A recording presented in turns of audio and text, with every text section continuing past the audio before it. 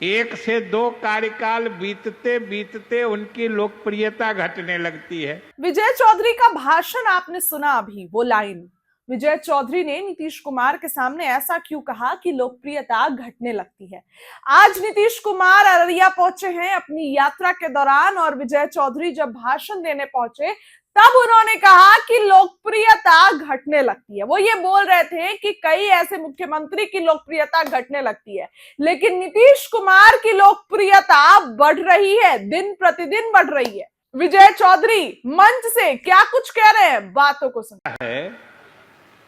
त्यों त्यों इनकी लोकप्रियता भी बढ़ते जाती है। नहीं तो मुख्यमंत्रियों को तो भाई आप देखे होंगे, सुने होंगे, एक से दो कार्यकाल बीतते बीतते उनकी लोकप्रियता घटने लगती है। लेकिन अकेले मुख्यमंत्री इस मुल्क के हमारे नेता हैं, जिनका कार्यकाल ज्यों-ज्यों बढ़ा है त्यों-त्यों उनकी लोकप्रियता भी बढ़ी है। और इसी का कारण है कि आज 20 वर्षों के बाद भी इतना काम इन्होंने किया है कि जितनी इनकी लोकप्रियता 2005 में थी, आज 2025 में ये उससे भी अधिक लोकप्रिय बिहार के आवाम में हो गए हैं। यही हमारे मुख्यमंत्री जी की खासियत। और आज वो समृद्धि यात्रा के क्रम में आपके यहां आए। समृद्धि यात्रा का खास मकसद है बिहार को समृद्ध बनाने का, बिहार वासियों को, अररिया वासियों को समृद्ध बनाने का। और इन्होंने संकल्प लिया है कि अगले 5 वर्षों में बिहार को विकसित श्रेणी के राज्यों के श्रेणी में हम पहुंचाकर ही दम लेंगे। और ये 5 साल बिहार को तेज गति से आगे बढ़ाने के लिए इन्होंने इसको समर्पित कर दिया है। और मुझे पूरा विश्वास है कि आप लोगों का केवल बढ़ा हुआ समर्थन मिलता रहे।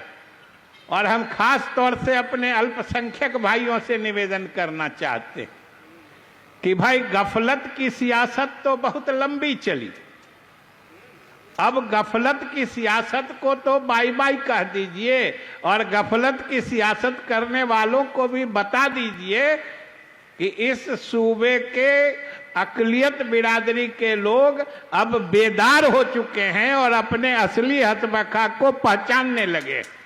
ये तो आपको अब बता देना चाहिए, नहीं तो क्या क्या बरगलाया जाता है। आप ही बोलिए, कुछ दिन चुनाव के समय में क्या हो रहा था, SIR हो रहा है, सारे लोगों का नाम काट देगा।